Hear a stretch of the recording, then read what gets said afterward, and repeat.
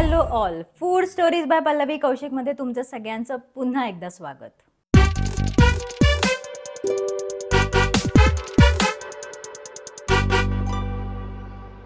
टापियोका स्टार्चपासून बनणारी instant energy provide करणारी, थोडीशी बदनाम कारण कॅलरी कॉन्शियस लोकांसाठी थोडीशी जास्त कॅलरी देणारी, पण तरीही लोकांची फेवरेट अशी ही ब्रेकफास्ट डिश आहे, साबुदाण्याची खिचडी. साहित्य अगदी सिंपल आहे, आपण ते थोडक्यात बघूया. 1 बोल साबुदाणा, त्याच्यानंतर बटाटा जो मी चिरून घेतलेला आहे साल काढून, कोथिंबीर, मिरची, जिरं, त्यानंतर भरड किंवा कोर्स असं केलेलं दाण्याचं कूट, थोडंसं दूध आणि तूप.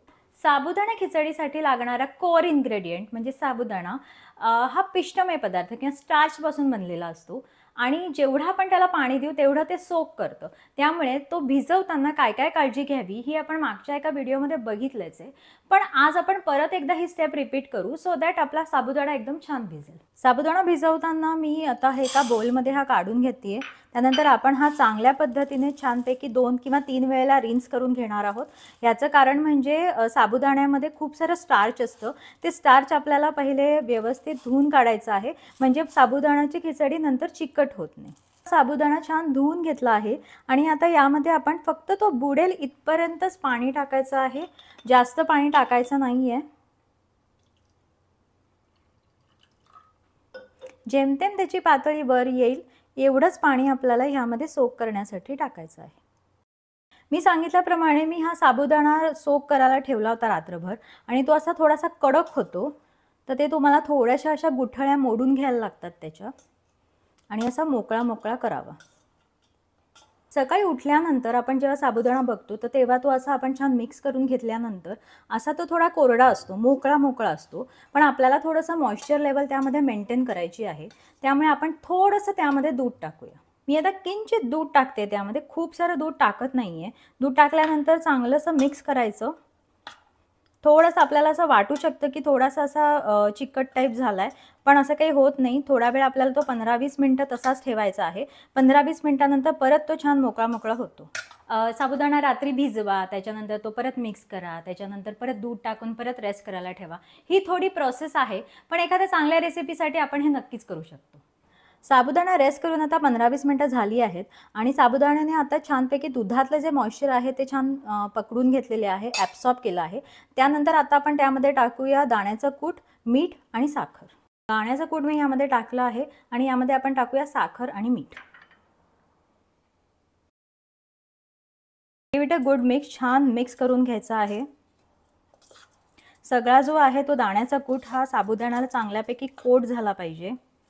साबुदाणा, दाण्याचं कूट, त्याच्यानंतर मीठ आणि साखर हे असं छान मिक्स करून घ्या.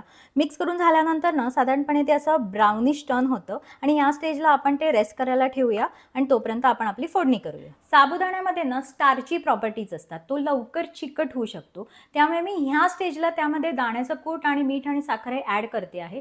फोडणीमध्ये गेल्यानंतर जर तुम्ही आधी साबुदाणा टाकला त्यानंतर दाण्याचं कूट टाकलं तर ती साबुदाण्याची खिचडी खूप चिकट होण्याचे चान्सेस खूप वाढतात. त्यामुळे इट्स बेटर की तुम्ही ह्या पद्धतीला फॉलो करा. साबुदाणा खिचडी करताना मी कायम तुपाचा वापर करते, कारण माझ्या मते बेस्ट रिझल्ट हे कायम खमंग तुपामुळेच मिळतात. तुपाबरोबर काम करताना कायम एका गोष्टीची काळजी घ्यावी की तूप हे थोडंसं लवकर तापतं आणि लवकर जळूही शकतं. त्यामुळे इमिजिएटली तूप तापल्यानंतर थोडासा अंदाज घ्या आणि त्यामध्ये आपण आता टाकूया थोडंसं जिरं.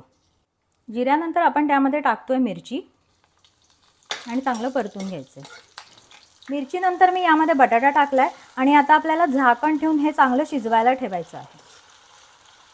बटाटा शिजायला थोडासा वेळ लागतो, तर आपण मधून चेक करत राहावं की बटाटा शिजलाय की नाही.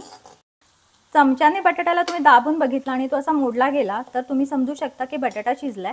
पण तरी मला अजूनपर्यंत असं वाटतं की बटाट्यामध्ये अजून थोडीशी कणी आहे, त्यामुळे मी अजून थोडासा त्याला शिजू देते.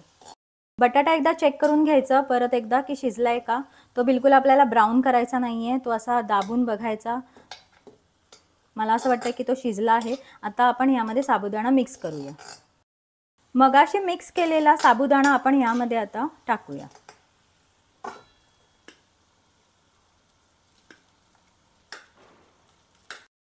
हे व्यवस्थित मिक्स करून घ्यायचं आहे आणि त्याला आता चांगली वाफ आणायची आहे. पोहे किंवा उपमा ह्यांच्या कंपॅरिझनमध्ये बघायला गेलं तर साबुदाणा खिचडीला थोडीशी जास्त वाफ आणायला लागते. आतपर्यंत त्याच्या साबुदाण्याच्या दाण्यापर्यंत आतपर्यंत तो शिजला पाहिजे ह्याची काळजी पण घ्यायला लागते. मी आता खिचडी ही 30-40 सेकंद वाफ आणायला ठेवली होती. पण जर तुम्ही नोटीस कराल तर आपली खिचडी अजून पाहिजे तशी तयार नाही झाली. आपली खिचडी तयार झाली नाहीये हे आपण कसं ओळखावं? तर तुम्ही हे खिचडीमधले दाणे बघाल ना, तर हे असे पांढरे दिसतात. जोपर्यंत ते दाणे किंवा जोपर्यंत हे साबुदाण्याचे पल्स जे आहेत ते कम्प्लिटली ट्रान्सलुसंट किंवा कम्प्लिटली असे ट्रान्सपरंट टाईप बनत नाही, तोपर्यंत समजू नये की आपली खिचडी पूर्णपणे तयार झाली आहे.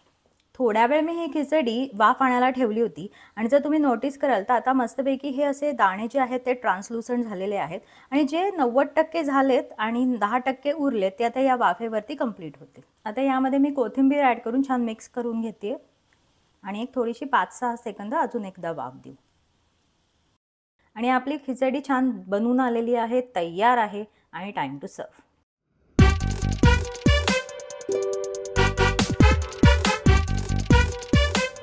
आपल्याला ही साबुदाण्याची खिचडी परत रिसर्व करण्याची गरज पडली आणि अर्ध्या तासाने परत खायची इच्छा झाली आणि ती थंड झालेली असेल तर डायरेक्ट कढई टाकून ती गरम करू नका. त्याला जरूर एक पाण्याचा शिपका द्या किंवा डबल बॉयलर पद्धतीने थोडीशी वाफ आणा, मगच सर्व करा. नाहीतर ते दाणे असे दड असतात आणि ती खिचडी कडक कडक लागते. तुम्हाला हेही करायचं नसेल तर तुम्ही मायक्रोवेव्हमध्ये सुद्धा खिचडी गरम करू शकतात. पण मायक्रोवेव्हमध्ये गरम करताना सुद्धा पाण्याचा शिपका जरूर वापरावा. या सगळ्या स्टेप्स फॉलो करून तुम्ही ही रेसिपी ट्राय करा. आय एम शुअर की तुम्हाला नक्की आवडेल. ही माझी जर रेसिपी तुम्हाला आवडली असेल तर नक्की लाईक करा, शेअर करा, सबस्क्राईब करा, बेल बटन दाबायला विसरू नका आणि आपण आता भेटू पुढच्या एपिसोडमध्ये. Till then bye.